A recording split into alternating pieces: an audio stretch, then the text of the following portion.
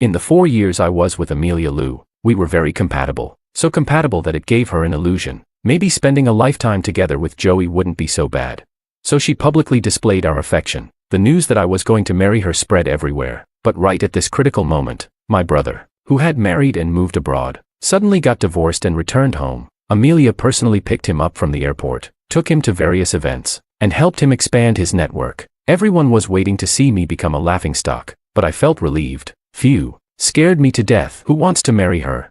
Chapter 1. The day Louise Fu returned home, Amelia was in my bed. I grabbed her waist and pressed her hands, pinning her to the bed. Her face was flushed, already aroused, but when that special ringtone rang, she snapped out of it like a fish and slipped away. I caught her hand. Where are you going?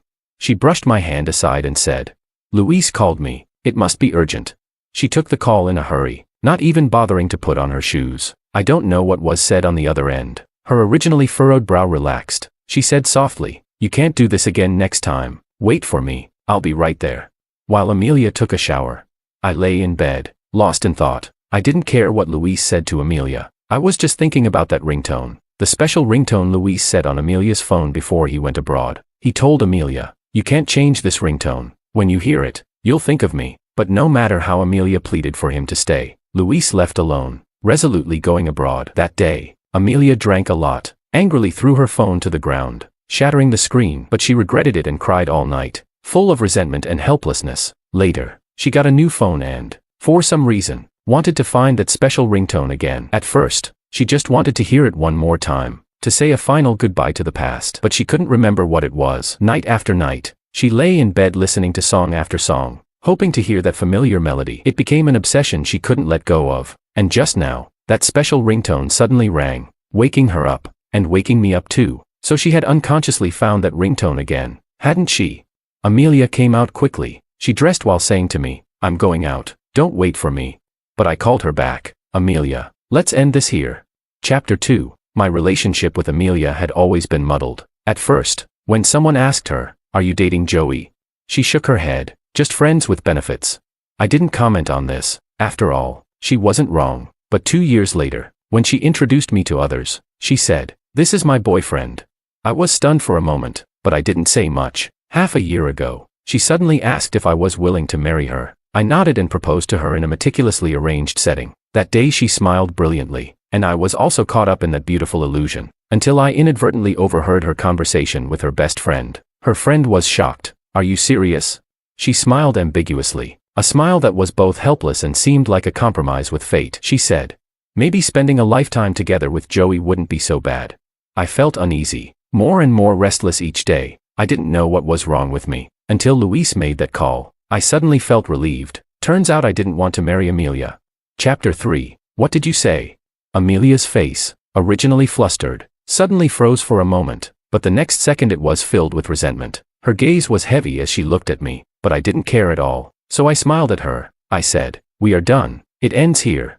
I always thought she would never show that expression again. The look of resentment and helplessness intertwined in her eyes, just like the night Louise left. But this time, she didn't cry. She looked at me with a gaze that seemed to want to tear me to pieces. A moment later, she turned her head and chose to leave, only leaving me with a cold, distant back and a whisper so faint it was almost inaudible. Then so be it. Chapter 4. I heard about Louise returning from abroad from a friend, along with the news of his divorce.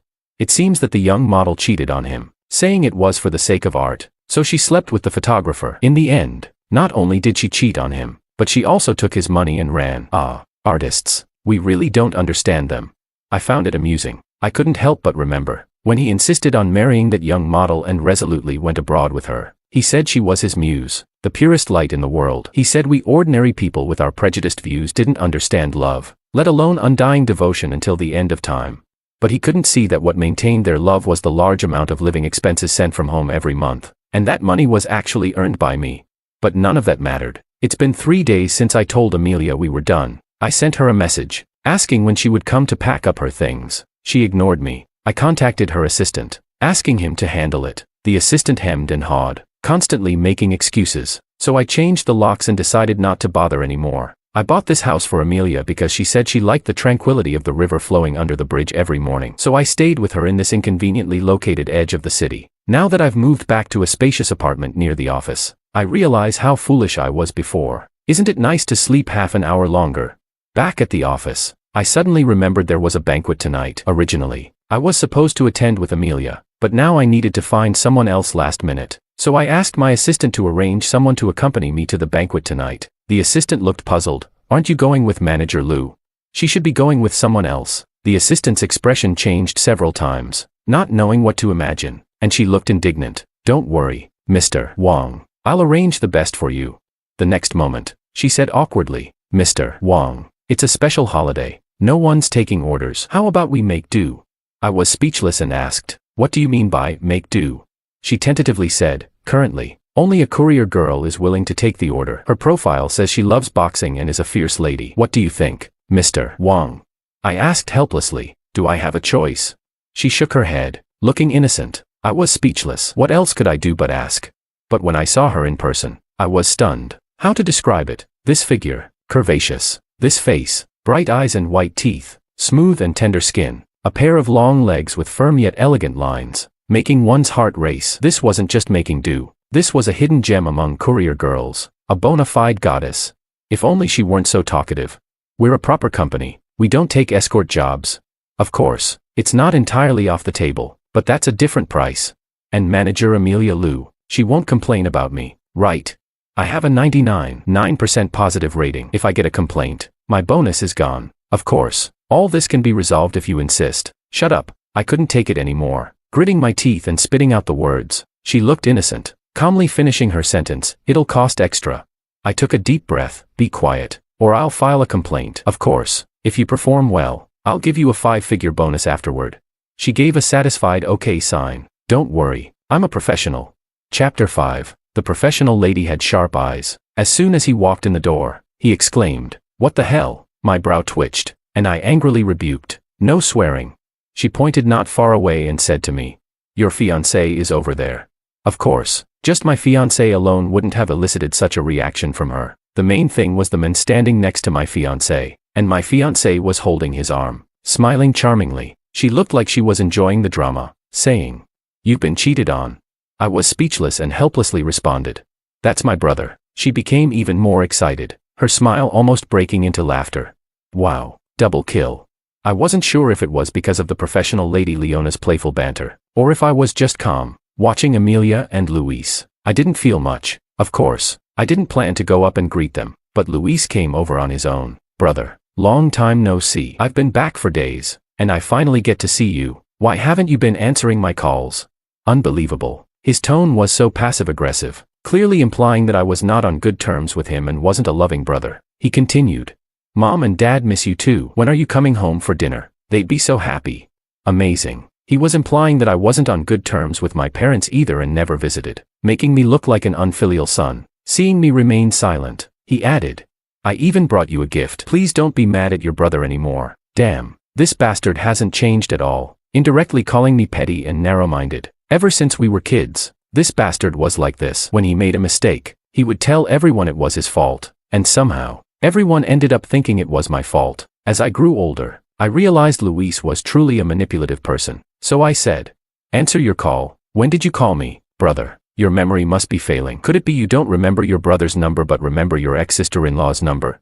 I bit out the word sister-in-law through gritted teeth, making me feel nauseated. The surrounding people started to notice the situation, whispering among themselves. At this moment, Leona began to speak, furiously adding fuel to the fire. Mad at you. What did you do to wrong Joey? Don't be ambiguous. Tell us what happened. Also, what do you mean you brought a gift? So don't be mad at you. Are you apologizing or being passive-aggressive? If you're being passive-aggressive, let's lay everything out and see whose fault it really is. If you're apologizing, just say sorry honestly. Then Joey can consider whether to forgive you. After all, if you've committed heinous crimes, we might have to resort to drastic measures and uphold justice. Leona's words came out so quickly that Luis couldn't get a word in, until Amelia coldly asked, who are you? Her sharp gaze swept over Leona and me, finally landing on Leona's hand holding my arm. I met her gaze directly, holding Leona's hand, and took half a step forward. So, miss, who are you? I was ready to face off with her, but Leona suddenly swung me from the left to the right. Whoa, I was completely taken aback. This girl actually threw me from one side to the other like throwing out trash. For a moment, I felt like I had teleported. How is this girl so strong? I suddenly remembered what the assistant said. Loves boxing. Fierce lady. Could it be that this wasn't a metaphor but literal? Alright, this girl has some skills. Amelia glared at Leona fiercely. Take your hand off. Leona raised her chin. Like a proud peacock, she deliberately interlocked fingers with me and said arrogantly, in a lawful society, harassing someone else's companion is not allowed. Amelia, emotionally agitated, started to say, I am his fiancée. Just as she was about to finish her sentence, Luis interrupted her. Amelia. Luis looked panicked, tightly grabbing Amelia's arm, his face ugly. Amelia glanced at me. Just one look and she turned her attention back to Luis. She suppressed all her resentment, let Luis grasp her hand tightly, and turned to leave. Chapter 6. That night, aside from the conflict with Amelia and Luis, Leona was very professional. She said her face was about to go numb from smiling, and she had to smile gently and gracefully, which was damn difficult. She also asked if I was tired too. It's ridiculous. Drinking, smiling, chatting, and to maintain your dignity, I could only eat a little bit. I feel like my soul has been drained. Hearing this made me want to slap her. Damn, she ate 4 whole Peruvian roast chickens. Where's my dignity? Couldn't she see everyone looking at us in shock? But I had to admit, it was indeed exhausting. I gave Leona a big red envelope, and said I'd request her again next time. She left with a dark face, constantly emphasizing, I'm a decent person. I nodded absent-mindedly. Sure, I'll recommend you for more work next time. After sending Leona off, I slowly went home. As soon as I got upstairs, I saw Amelia. She stood there expressionless, looking at me calmly. I didn't want to deal with her and tried to walk past, but she bumped into my chest, holding onto me tightly, refusing to let go. I reached out to pry her arms off me. She ignored this, standing on tiptoe to kiss me. I got a sudden shock and pushed her away hard, shouting, Get away. Amelia stumbled but got up as if she hadn't heard. Continuing to cling to me, I grabbed her by the collar, holding her away from me by her collarbone, keeping her at a distance. Amelia looked incredulous. She took a step back, her gaze poisonous. You pushed me. Who do you think you are? Wasn't it you who was so horny you had to crawl into my bed like a dog in heat? Even though I had said it was over, even though I thought I had let go, my heart still clenched sharply. It felt like it stopped beating for a few seconds, my mouth filled with the taste of iron. So this was how she had always seen me. I nodded and said, Yes, you're right. I was horny. I initiated it. But so what? Did I force you? We played a consensual game. Now I'm saying it's over. So it's over. If you touch me again, that's unacceptable. Chapter 7. Amelia and I could be considered childhood friends. We were born in the same year, with me being 3 months older. Our families had business dealings, and our parents were friends. Even our homes were connected. Amelia was the first person I had a crush on, but she didn't like me. She liked Luis, who was sunny, cheerful, and like a little son. As for Joey, I was dull, boring, and lifeless. Some people even doubted that Luis and I were real brothers. Our surnames are different. Could Joey be adopted by the Fu family? Maybe he's an illegitimate child. For a while, such rumors were rampant. After hearing this, Amelia, unusually, forced Luis to apologize to me. Luis, with a mischievous grin, said, Brother, don't be mad. Some friends were just joking around. Who knew ill-intentioned people would spread it? I thought she did it for me, but later I realized it was for Luis, to prevent others from thinking Luis's father was fooling around outside. Amelia always loved Luis deeply. So, when Luis met his true love, had a flash marriage, and moved abroad, Amelia became a desperate trapped beast. And it was at this moment that I took advantage of the situation and made that suggestion to her. Amelia said, I don't like you. I said, we don't have to talk about feelings, do we? I never needed Amelia to like me. Being with her wasn't about developing deep feelings over time. It was just a matter of weighing the pros and cons, fulfilling each other's needs. Chapter 8. Luis has been back for half a month now. During this time, Amelia has been by his side, attending various events and helping him expand his network. And it seems my mom finally remembered my existence. She called me and started with a barrage of scolding. Luis has been back for so long, and you haven't helped him or even called him. Joey, do you still consider yourself a member of the Fu family? It was amusing. As if treating myself as a member of the Fu family would make them see me as one. Is there anything you need? If not, I'm hanging up. My mom knew my temper well. Though she was full of anger, she got to the point. Come home for dinner tonight. I have something to discuss. Also, bring back the cufflinks you bought last time. Luis will love them. I chuckled and hung up the phone. What a bold request. 30 million canary diamond cufflinks. Who wouldn't like them? Ordinarily, I shouldn't attend such a trap-filled dinner, but I knew that if I didn't go tonight, my mom would make a scene at my office tomorrow. Just like when Luis rebelliously wanted to marry that young model, my mom stormed into the office and slapped me, demanding why I didn't manage Luis properly and let him meet such a person. But I returned the slap to Luis's face and sternly asked, "When did you start associating with such disreputable people?" When I got home, they had already started dinner, a harmonious family of 3, with Amelia also present. Seeing me, she paused, staring at me for a moment, then looked away expressionlessly. Luis was the first to get up, pulling me to the table. "Brother, don't be mad at Mom and Dad. You know, I have low blood sugar. When you didn't come back, they were worried I'd get hungry, so they didn't wait for you." My mom looked stern. "Don't mind him. If he can't be on time, whose fault is that?" I smiled and said, "Then should I leave?" My mom glared at me, gritting her teeth. "Come with me." I lazily followed her into the kitchen and asked, "What's the matter?" She hesitated for a moment and then spoke. "Luis is going to get engaged to Amelia." I was stunned and didn't say anything. The next second, she couldn't wait to continue. "Amelia has always liked Luis. It was you who shamelessly fought with Luis for her. Now that Luis is back, shouldn't you return Amelia to him? Besides, Amelia doesn't even like you. Let it go. And don't tell Luis about the mess between you and Amelia."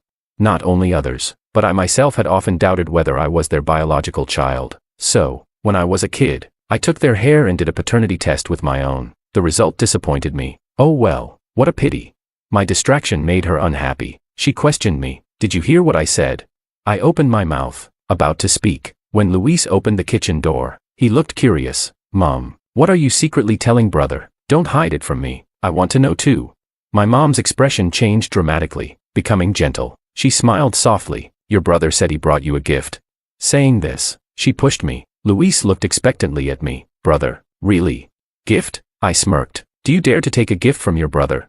Luis's face stiffened, remembering unpleasant past events. My mom wanted to say something, but I had already decisively walked to the living room. After all, I still had a big job to finish. What a feast. This table full of food, all Luis's favorites. I looked at Amelia with a dark expression. She stood up in fright, taking a few steps back, looking at me nervously. "What's wrong? What happened?" I glanced at her and smiled. "I'm fine, really fine. Never been better."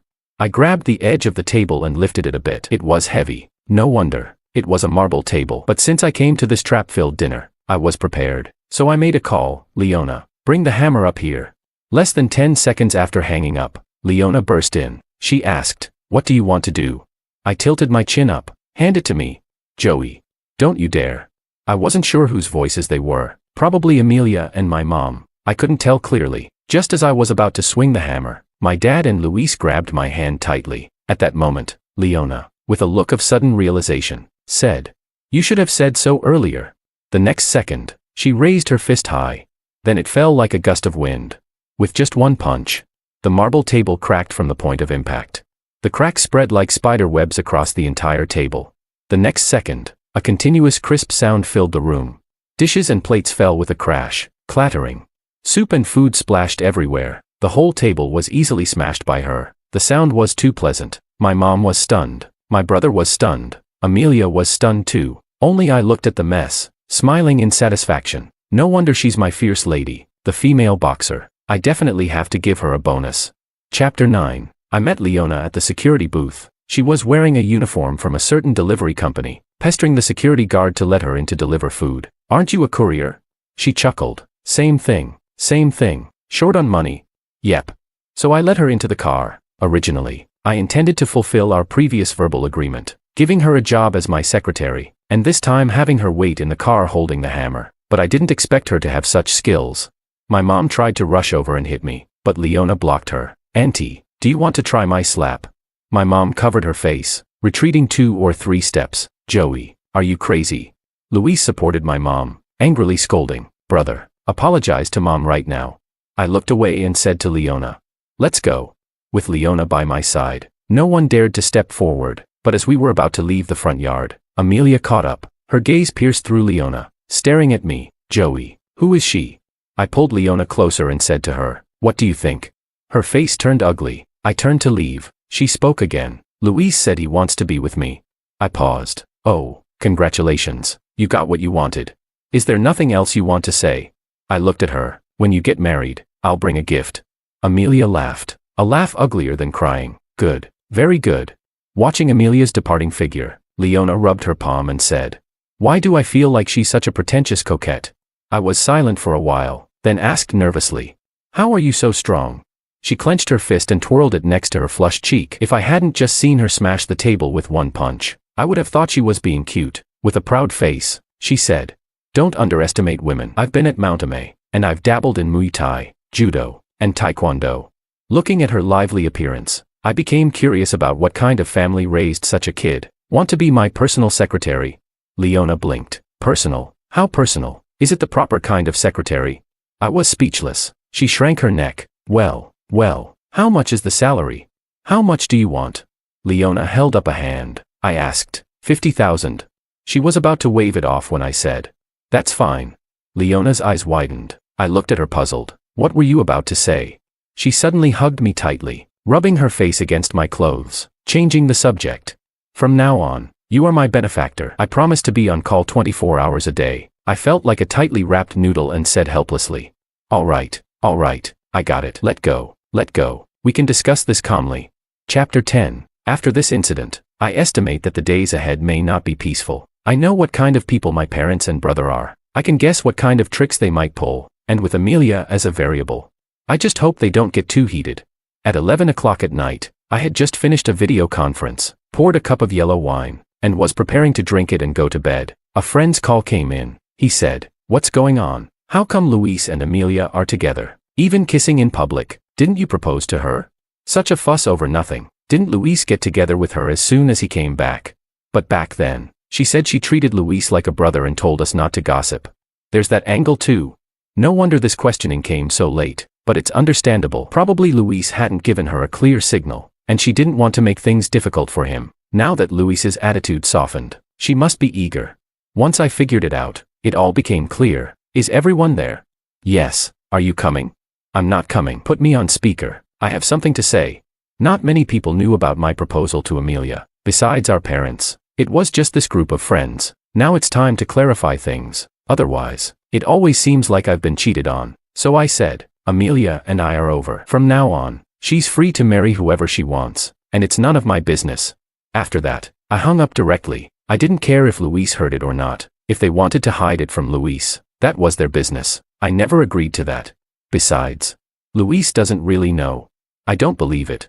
I drank the wine in one gulp, coughed deeply, and was about to go to bed when I heard noisy sounds outside, in the middle of the night, disturbing the peace. I opened the door, ready to lose my temper, but saw Leona's beaming face. "Good evening. What are you doing?" She pointed to the house opposite mine. "Moving in." I rubbed my forehead in frustration. "Moving in?" She nodded repeatedly. "How can I be your personal secretary if I don't live nearby? What if you need something when I'm not around?" I wanted to say, "You're overthinking it," but seeing her hopeful eyes, I hesitated, so I beckoned. "How much is the rent?" "I'll reimburse you." Leona, without hesitation, handed over the rental agreement. Her sincere straightforwardness defeated me. "Keep it quiet. I'm going to sleep." She mimed zipping her mouth and gave an okay sign. She nodded heavily, with a look of, "You can trust me." I sighed and closed the door. I thought I might hear some noise, but it was completely silent. So silent that I fell asleep peacefully. Chapter 11. The next day, I brought Leona to the office. Seeing her, the assistant's eyes widened. Seeing her overthinking expression, I immediately explained, "From now on, she'll be by my side as my personal secretary. Enter her information." The assistant nodded repeatedly and secretly gave Leona a thumbs up. As we passed through the office area, everyone's attention was drawn. Watching Leona with her striking appearance and tall figure, following closely behind me. The employees whispered, unable to hide their smiles. I didn't need to hear what they were saying to know what they were thinking. And Leona, looking carefree, was laughing loudly behind me. I asked, "What are you laughing at?" She said, "Everyone's laughing. Wouldn't it be odd if I didn't laugh?" I was speechless. Are you really this naive, putting all your points into strength?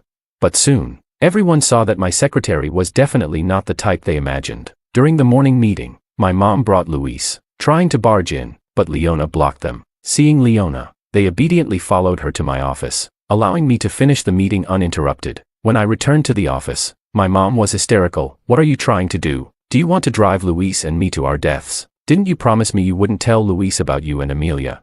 "I never promised." I looked at Luis. And how do you know he doesn't already know? Luis lifted his head, meeting my gaze, half questioning, half resentful. Brother, you knew Amelia loved me, yet you took advantage. Don't you feel despicable? I took a step forward, questioning, were you married to her at that time? He replied, no, but, I asked again, were you with her at that time?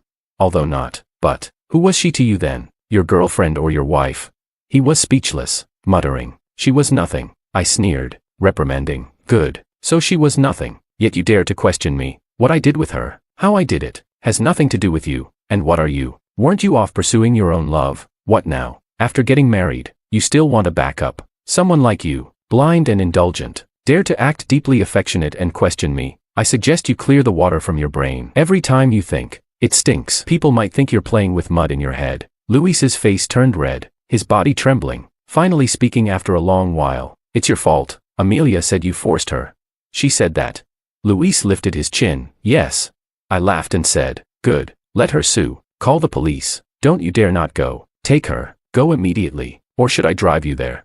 Do you have any shame? My mom shouted, raising her hand to hit me, but I grabbed her wrist, immobilizing her. Luis angrily shouted, you dare hit Mom? You're truly a bastard with no parents. He pretended to punch me, but seeing Leona's bright, expectant eyes, he froze. I let go of my mom's hand, glanced at the time, and asked, anything else? Will you leave on your own or should I call security? The drama concluded. I thought today would be peaceful for a while, but the assistant hurried in. Manager Lou rejected the cooperation plan submitted a week ago. I asked in a deep voice, reason? The assistant shook his head, no reason. I said, submit it again. It was rejected again. Clearly, Amelia did it on purpose. I called her, what do you want? She said softly, if you want to talk, come yourself.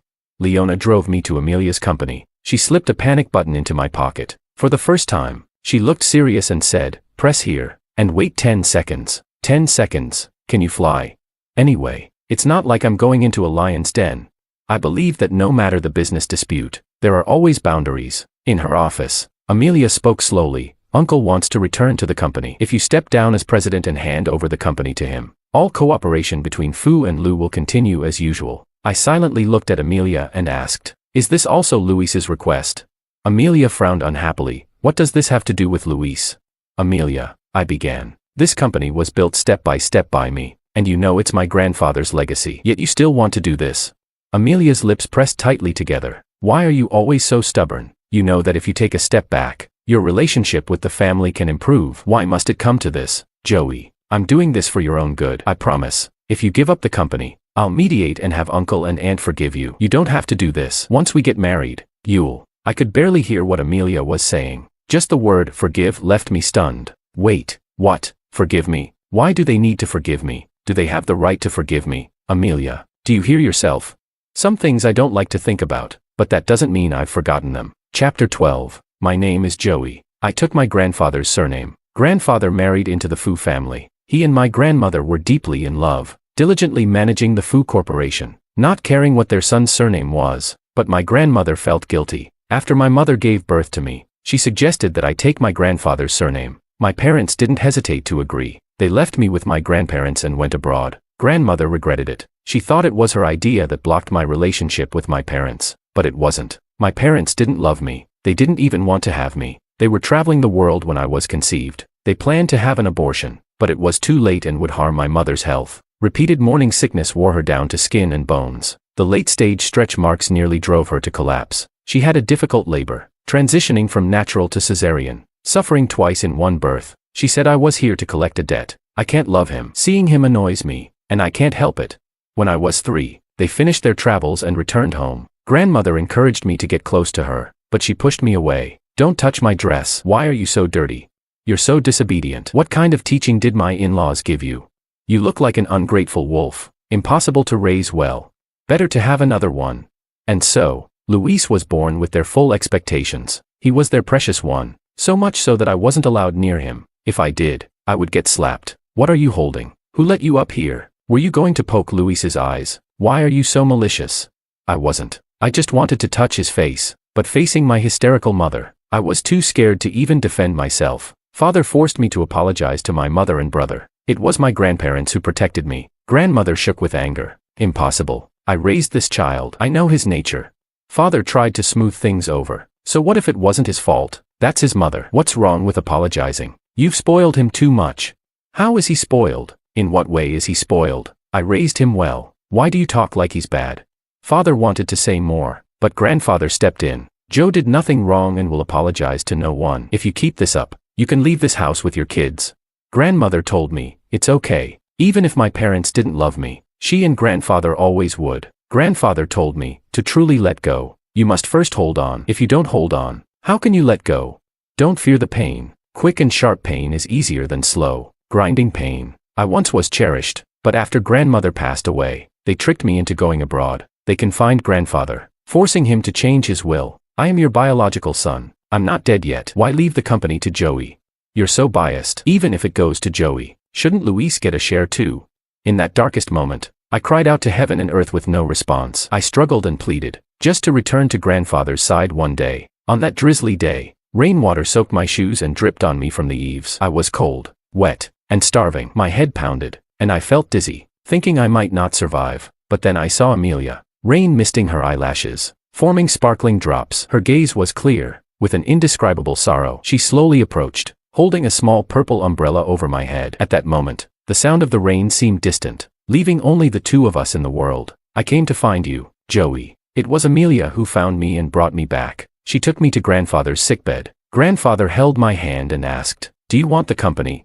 I said, Grandfather, you will be fine. You will get better. He patted my head and continued, whether you want it or not, I can only give it to you. Joe, this company is your grandmother and my life's work. Will you guard it for us?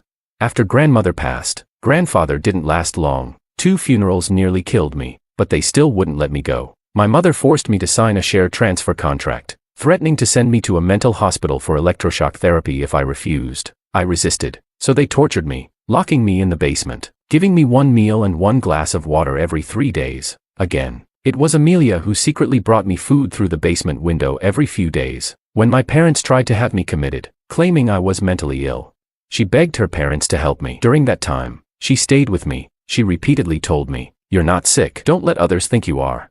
This same Amelia is now saying they need to forgive me. Chapter 13. At this moment, I smiled at her, feeling a rush of exhilaration. I felt as if the skies had cleared and my mind had never been this clear. Amelia stared blankly and asked, what's wrong with you? She suddenly grabbed my hand and said, I didn't mean that. I just think, after all, you are family, and you. I didn't want to hear her speak. I didn't want to hear anything she had to say. Get out. You want me to leave? Yes, get out. I pried her fingers off me. Amelia's face turned cold, and with a command, the security guards outside rushed in. Hold him down.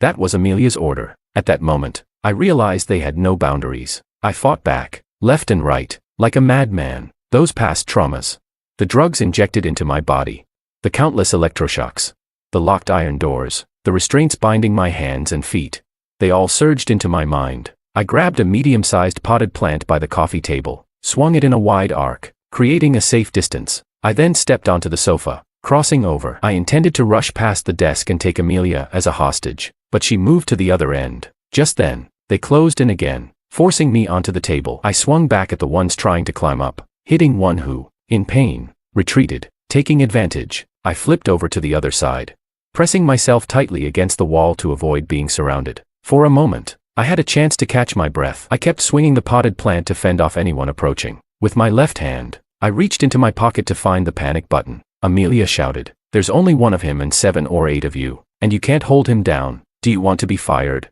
They swarmed me, tearing away the plant, and pushed me against the wall. I finally found and pressed the panic button buried deep in my pocket. 10, 9, 8, 7.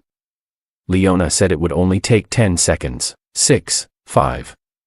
I was pinned to the ground by the guards. Amelia looked down at me, her high heel hovering over my hand. She coldly asked, what did you say? I kept counting. 4, 3, 2, bang. A loud crash. The office door was forcefully kicked open. I turned my head. Leona's stunning figure stood heroically, her fist extended in front of her. The door had a large hole in the middle where it had been smashed. Everyone's attention shifted to her, and Amelia took several steps back in shock. Leona, with a mischievous glint in her eyes, said, it's lively here. Before anyone could react, she rushed to my side, tossing the guards away and kicking Amelia aside. Joey, are you okay? I gritted my teeth and trembled, saying, let's go.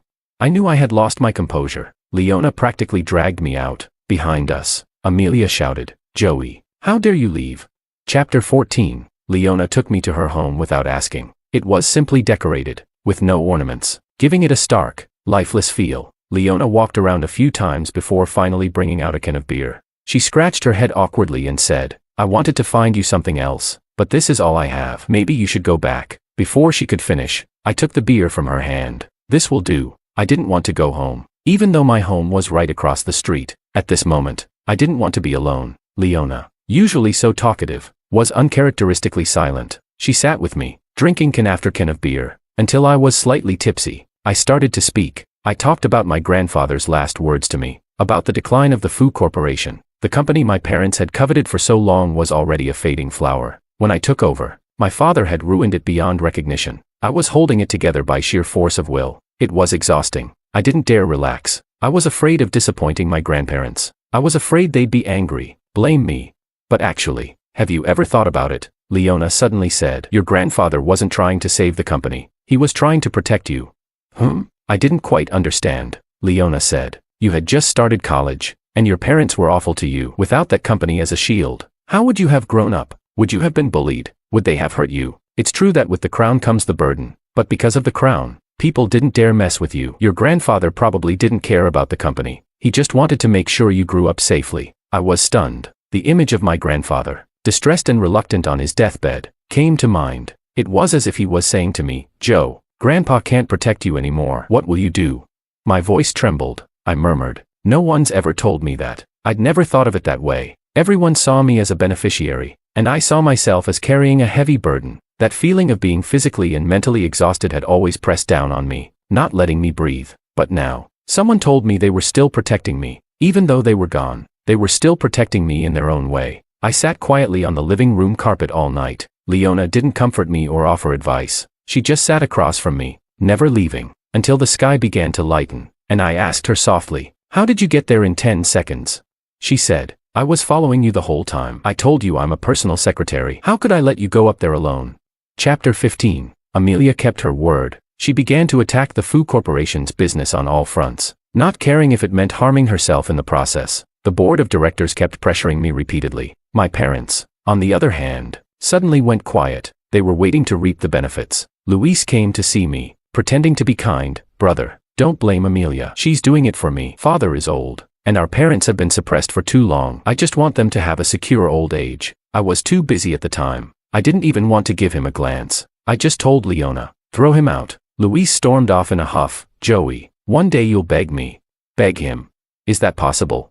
In my busy schedule, I took a moment to think about it. Probably not.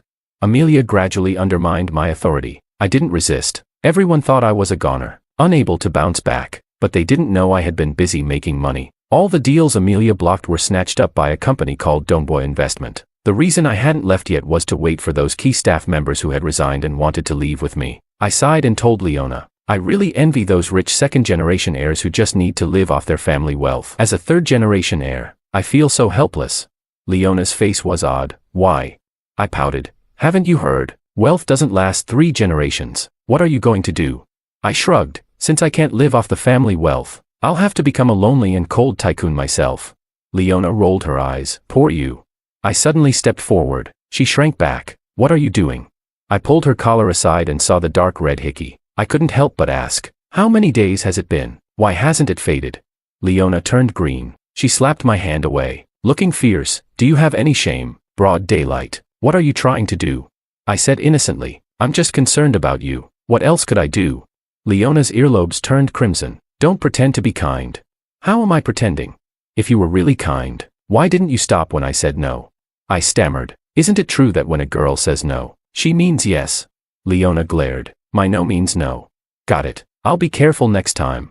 Getting into bed with Leona seemed natural. After she fed me for a week straight, one night she cooked a big meal. We drank. She kissed me, and I held her. Chapter 16. The day I was removed from my position was bright and sunny. My father was full of joy, waiting for me to step down. "President Wang, please." I nodded and stood up, calling out. Those who had been waiting to leave stood up and followed me. The scene was grand and impressive. This was the moment I had been waiting for. I had to admit, it felt great. My father's face changed. What's going on?" The obsequious manager stepped forward. They're useless anyway. I approved their resignations. My father looked at me suspiciously. I grinned at him and said, "You've just cut your own artery." They wouldn't realize it immediately, but the fall of the building was only a matter of time. The day I left the company, Amelia was waiting for me downstairs. She said, "Come with me. I'll help you start over." I looked at her in confusion. "Why do you think I would go with you?" Amelia frowned. "Don't be like this, even though you have nothing now." Before she could finish, Leona appeared. She leaned on me, pressing her face against my chest, glaring at Amelia. "I told you, in a law-abiding society, don't mess with my men." After her fierce words, she pouted, looking aggrieved. "You said you'd take responsibility for me." That look made me seem like a heartless man. I chuckled and rubbed her head. "I will. Didn't say I wouldn't." Amelia's eyes turned red, staring at me and Leona. "You're with her. You lied to me, didn't you?" "I don't believe it. Amelia, don't bother me anymore." But she didn't give up, stepping forward to grab me. Leona turned and raised her fist. I said, "Don't." She glared at me. "Are you protecting her?" I sighed. "I'm protecting you. Do you want to go to jail? If you go to jail, who will cook for me?" I pulled Leona to leave. Amelia shouted, "Joey." I turned to look at her. Her gaze was a mix of resentment and pleading. "If you dare leave with her, we're really over." "Over?" I laughed. "Amelia, when you helped them against me, we lost the last bit of our connection." I didn't want to hear more from her. Neither did Leona. She childishly covered my ears and hung on to me. I sighed and picked her up. Chapter 17. The yellow jacket is mine, and I've never tried to hide it. It was no surprise that Amelia found out. When she stormed into my office, her face was red, full of disappointment and resentment. "You've been lying to me." I asked Amelia, "What did I lie to you about?" She gritted her teeth and spat out 2 words, "Yellow jacket." "Amelia, you should have done your research before confronting me. I founded Yellow Jacket 3 years ago. I told you about my hopes, my plans, and my dreams, but you didn't listen." Amelia looked bewildered, clearly having forgotten. "But the Fu Corporation was entrusted to you by your grandfather, and you just abandoned it."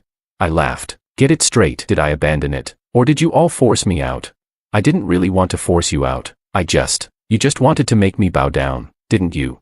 My words made Amelia clench her hands at her sides. "You know I'm not someone who bows easily, so you used what I care about most to manipulate me. I can understand all that, but what I don't get is why you did it." "No." Amelia shook her head in panic. "I was just angry at you. I wanted you to bow down, to coax me, and come back to me. We were ready to get married, but you suddenly said it was over." "Joey, why are you treating me like this? Betraying me like this?"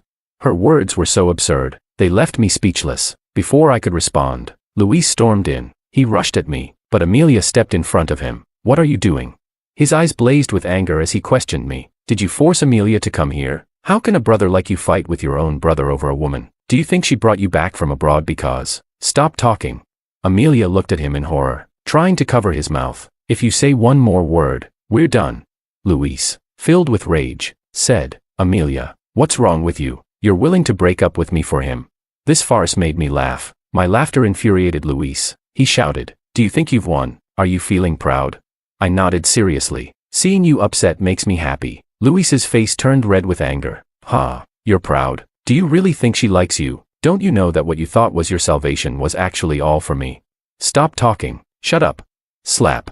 Amelia slapped Luis hard. She was trembling, looking at me in panic. "No, Joey." Luis seemed to expect me to break down. Amelia looked at me with caution, but in truth, I felt no turmoil inside. I said, "I know. Someone had asked Amelia why she brought me back from abroad and why she protected me. Did she fall for Joey?"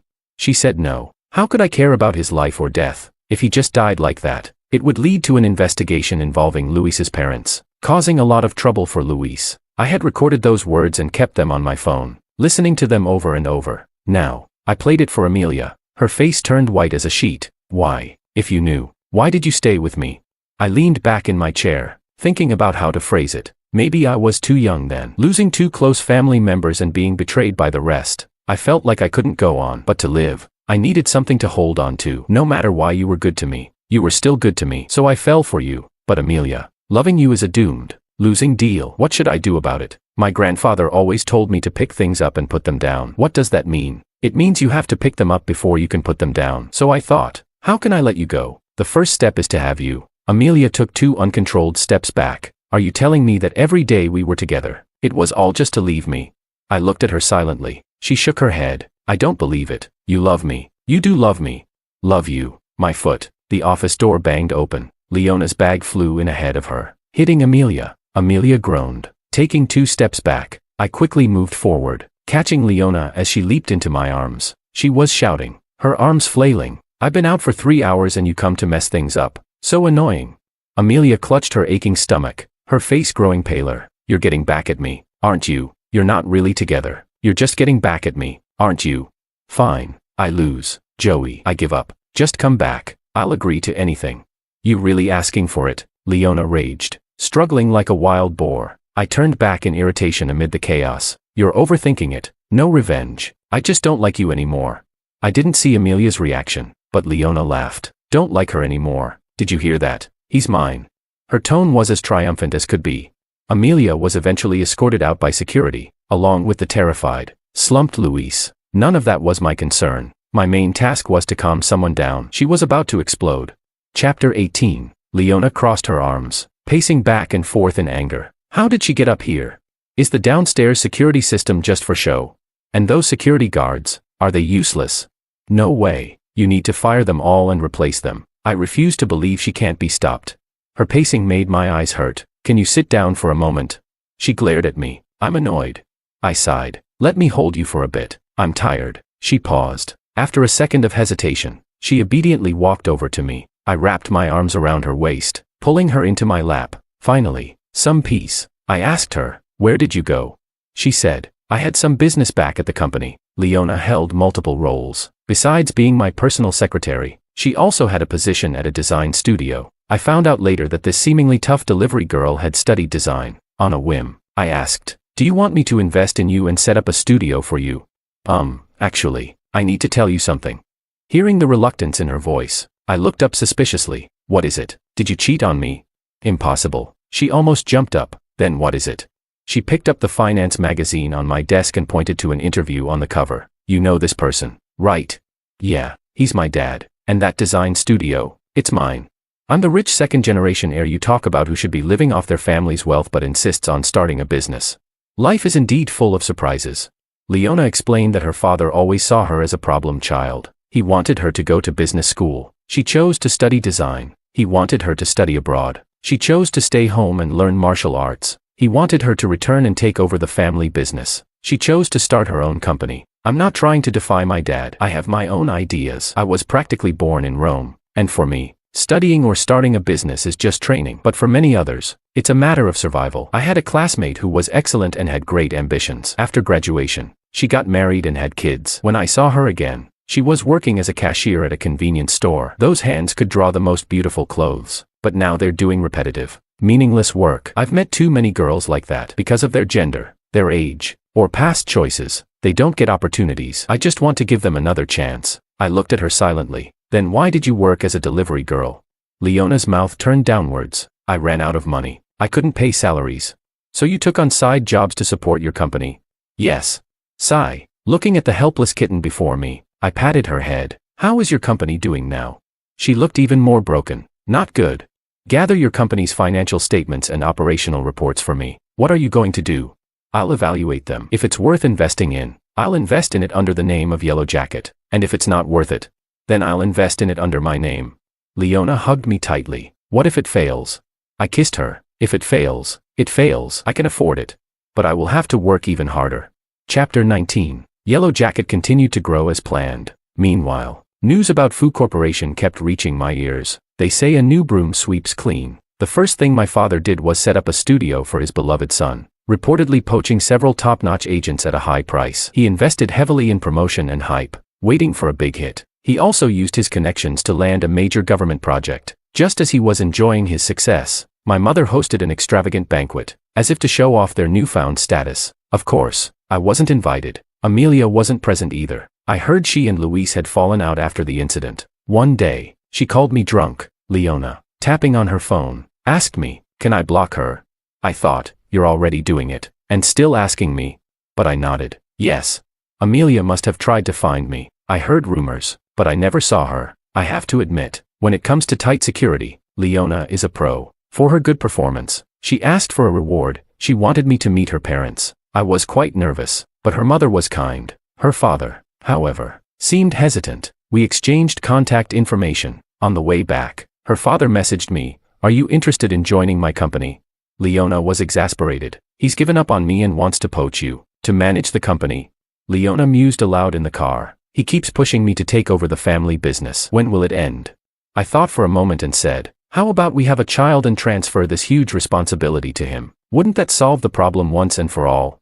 Leona froze for a couple of seconds and then slammed on the brakes. She looked at me, blushing furiously. "What did you say?" I said once and for all. I took out the ring I had prepared, opened it in front of her, and, oddly enough, I felt a bit nervous. This isn't the right place or time, but the atmosphere is already set. I don't want to miss this moment. "So, Miss Leona, will you marry Mr. Joey?" Leona's eyes filled with tears. She threw herself into my arms, nodding repeatedly. "Yes, I will." Chapter 20. The Fu family fell apart. Their carefully constructed illusion shattered in an instant. Though my father lacked business acumen, he wasn't stupid. I never imagined he would resort to bribery. It was obvious someone wanted to take advantage of him before everything fell apart. A simple trap, and he walked right into it. 20 million. Enough to keep him in prison for a long time. My mother found me, demanding that I pay to get him out. I looked at her, amused. "He broke the law. How do you expect me to get him out?" She scoffed. "Isn't it just about money? You don't want to spend a penny to help your father. Your grandfather made you promise to look after us." I nodded. "Grandpa did make me promise, but he said to make sure you don't starve. That's it. Besides, I advise you not to make any rash moves in such a sensitive time." But she wasn't one to listen. 3 days after I spoke to her, she was taken to the police station, charged with causing a disturbance and trespassing. It was obvious she had tried to bribe someone and they called the police. The police contacted me to bail her out. Was it because the other party didn't want to cause a scene? No, the official didn't want the trouble, but my mother still thought she was right. I was so angry I laughed. "Go ahead, do what you want, then you can all be together inside." She fell silent, grabbing my sleeve. "You won't just abandon your father, will you?" I pushed her hand away. "I can't help him. What about the company? It was left to you by your grandfather. You'll take care of it, right?" I looked at her suspiciously. "What did you do?" She avoided my gaze. "I didn't do anything. I just heard the project was very profitable. They said it was a sure thing. It's our family's company. It won't be a problem if you just put the money back in." I stepped back, looking at her coldly. "That's your problem, not mine." "But it was your grandfather's company. It's yours now."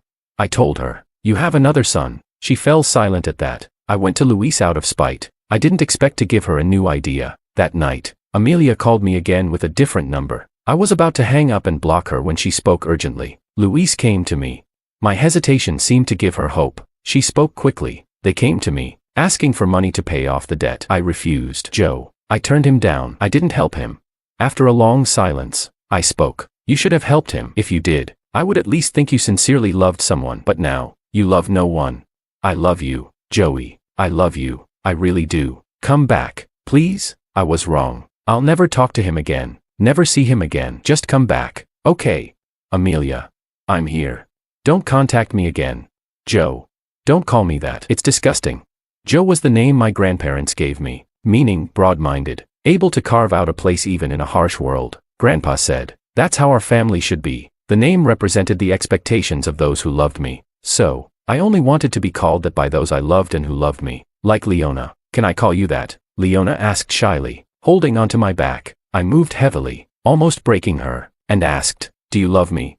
She shuddered, whispering, "I love you, Joe. I love you." Epilogue. Leona and Joey got married in the second year of their relationship. A lot happened that year. For example, his father was sentenced to prison. The Fu Corporation went bankrupt. His mother was in a car accident. Luis pushed her. After Amelia left the country, heartbroken, Luis finally realized she would never be with him again. He got scared. He wanted to escape. He planned to sell all his assets and flee the country, but his mother disagreed. She still hoped to be a wealthy socialite. She thought as long as they could fill the company's financial hole, it would still make money, but she didn't know the company's capital chain had long been broken, and the money she embezzled couldn't fix it. So, the loving mother and son argued over money. Luis pushed his mother. No one knew if it was intentional. Anyway, his mother was hit by a car. The car fled the scene. Luis ran, missing the best time for treatment. His mother was paralyzed. Joey secretly sent her to a nursing home. As for Luis, he was caught at the airport. Joey and Leona personally led the team. Luis screamed, "What do you want?" Joey smiled wickedly. "Nothing. Just taking you to a place with food, drink, and a place to stay." Luis was terrified. "You want me to go to jail?" I didn't mean to push her. Leona shook her head in disapproval. Jail. How could we? That would be too much for the young master of the Fu family. After all, they had arranged a better place for him, right next to his mother. From then on, he could talk to his paralyzed mother, chat, and keep her company. Why not?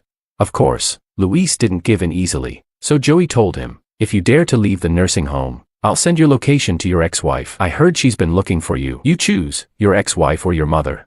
Luis was scared to death. His ex-wife was a lunatic, always with a knife, either cutting herself or others. If she found him, he would be tortured, because it was actually him who had cheated during their marriage, so he had no choice but to comply, Luis thought. Anyway, his mother was taken care of. He wouldn't have to do anything. No big deal. But soon Luis found out he was wrong. That woman had gone mad. She was also mentally ill. She constantly tried to hit Luis, saying he caused her paralysis, but he wasn't the one who hit her with a car. Why blame him?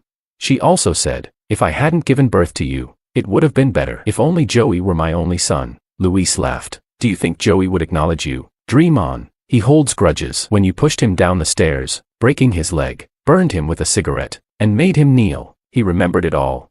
It was because of you. His mother shouted. You said Joey bullied you. You lied to me. Luis laughed even harder. I was just a kid. Could I have tricked you? You just didn't like him. Do you know? Seeing you treat Joey like that scared me to death. I thought, if you didn't like me anymore, would you treat me the same way? So I did everything to frame Joey, afraid he'd compete with me. They argued like mad, exposing each other's faults without mercy. Watching the monitor, Leona's heart broke. She smashed one table after another to barely suppress her rage. That night, back home, she hugged her husband, feeling her heart ache. Joey let her vent. When he finished his work, he turned to her. What's wrong? Leona shook her head, mumbling, nothing. Joey sighed. If it hurts to listen, don't. Why put yourself through it? Leona stiffened. You knew. Joey chuckled, pinching her nose. When you didn't come back for a long time, I knew. Sorry, I didn't mean to eavesdrop. Joey frowned, pulling her into his arms. I'm not mad. No need to apologize. I can guess what they said. I just don't want you to be upset. Leona was indeed upset. Very upset. If I had met you sooner, it would have been better. Joey's heart softened. It's not too late. Whenever you show up, it's never too late. Leona hugged him tightly. Don't be sad.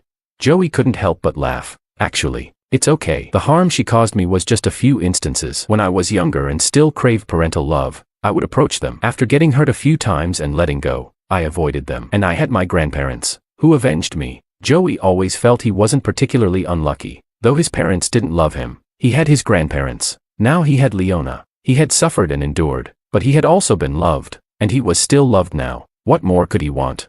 Life is never perfect, but having a part of it is enough.